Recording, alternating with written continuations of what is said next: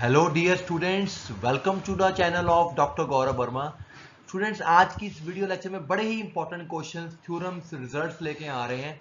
तो सबसे पहले इस वीडियो में डिस्कस करेंगे Fourier transformation of derivatives. Derivative कैसे, फोरियर ट्रांसफॉर्मेशन ऑफ डेरिवेटिव्स कैसे निकालते हैं, और बड़ा ही इंपॉर्टेंट रिजल्ट कन्वोल्यूशन थ्योरम और फोरियर ट्रांसफॉर्मेशन के बारे में डिस्कस करेंगे। प्लीज स्टूडेंट्स लाइक करें एंड चैनल को सब्सक्राइब करें। तो शुरू करने जा रहे हैं। So first of all we have a derivative theorem. Derivative theorem जो है वो फोरियर ट्रांसफॉर्मेशन ऑफ डेरिवेटिव निकालने के काम आती है।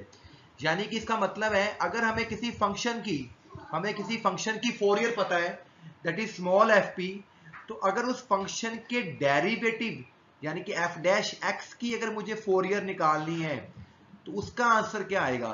तो उसका आंसर में जो ऊपर एफ पी है साथ में अयोटा पी एक्स्ट्रा आ जाएगा।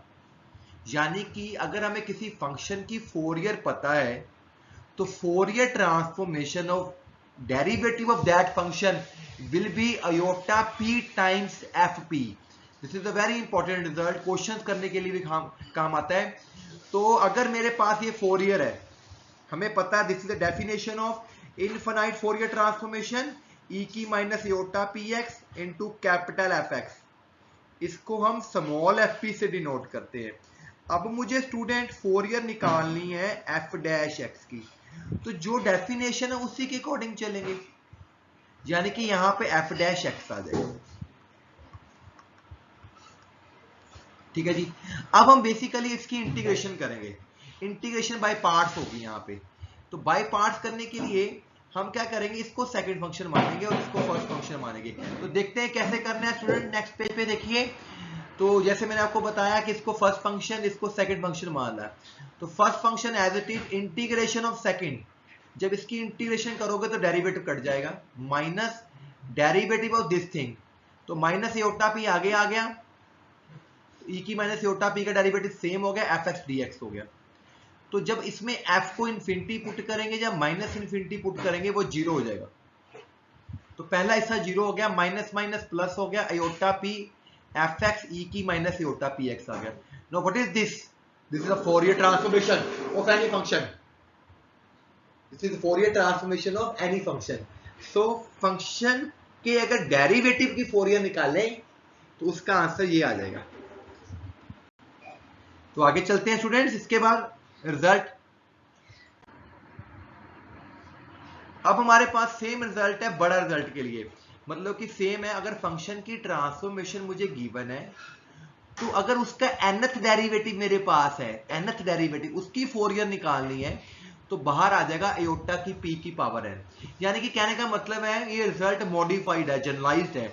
मान लो अगर आपको किसी f फंक्शन दिया है, उसके ट्रिपल डेरिवेटिव की फोरियर निकालनी है, तो बाहर आंसर में अयोटा p की पावर क्यूब आ जाएगा, बाकी चीज सेम की सेम रहेगी। ओके, तो ये डेफिनेशन होगी। हमें फोरियर निकालनी है nth डेरिवेटिव की, तो यहां पे लिखा गया nth derivative, this is my first function, this is second function. Second function इसलिए मान रहे हैं क्योंकि जब इसकी इंटीग्रेशन करेंगे डेरिवेटिव टूट जाएगा। तो n-1 डेरिवेटिव हो गया, लिमिट इंफिनिटी से माइनस इंफिनिटी होगी। अब this part will go to zero as x tends to infinity. तो ये हिस्सा मेरा जीरो हो गया है, पिछला हिस्सा मेरा बच गया है। तो यहां से minus minus plus iota p आ गया। तो जब हमने इंटीग्रेशन करी तो यहां पे एक डेरिवेटिव कम हो गया मेरे पास।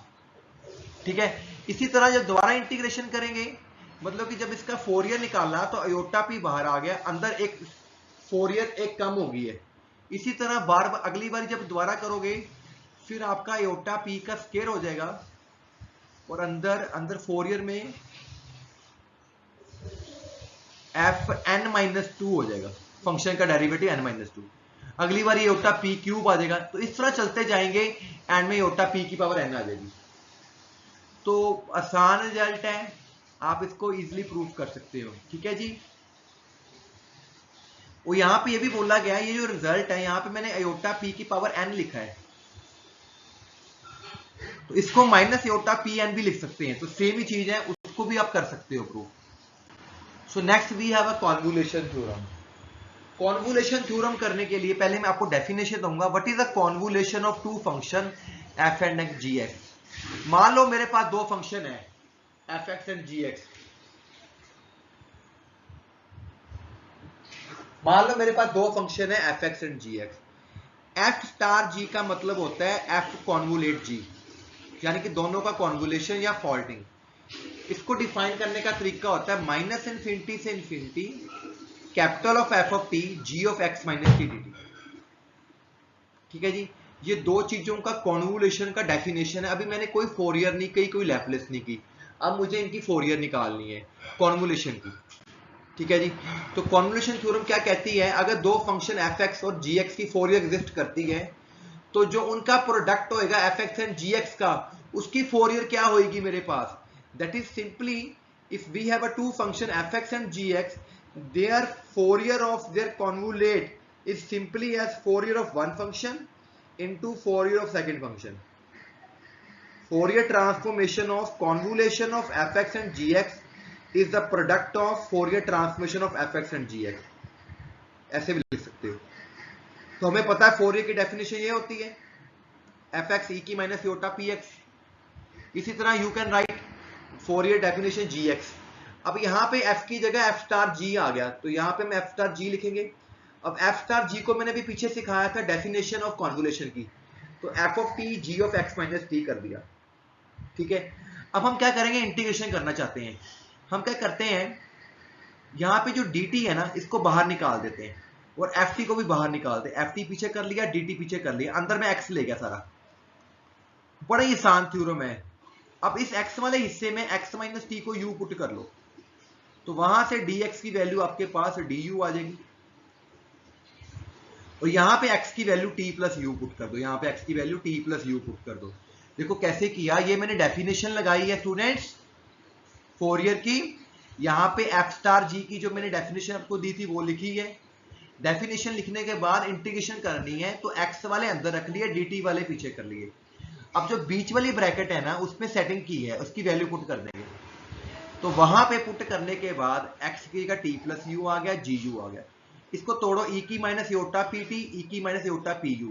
पी टी वाला हिस्सा फिर बाहर निकालो, ये अंदर चला गया। तो what is this, this is the Fourier of g x. क्योंकि डेफिनेशन क्या होती है फोरियर की, फोरियर की डेफिनेशन होती है e की minus iota p x into function. तो फंक्शन मेरा यहाँ पे जी एक्स है, तो उसको लिखेंगे एफ ऑफ जी एक्स। तो यहाँ पे अगर x की जगह u लिखा तो कोई फर्क नहीं पड़ता है, this is f of g x. तो एफ ऑफ जी एक्स को बाहर रख लो, अंदर क्या बच गया, this is a Fourier of t, तो इसको लिख दो f of f x, f of f f x. तो हमारे पास फोरियर थी कॉन्वुलेशन की, वो दोनों की प्रोडक्ट अलग अलग हो गया है। तो बड़ा ही आसान रिजल्ट है, वेरी इंपॉर्टेंट है कॉन्वुलेशन ऑफ फोरियर ट्रांसफॉर्मेशन। तो स्टूडेंट्स, अगर आपको वीडियो पसंद है प्लीज लाइक करो, चैनल को बेटा सब्सक्राइब करो, अगर आप मेरी बहुत सारी वीडियोस देखना चाहते हो। Thank you very much students.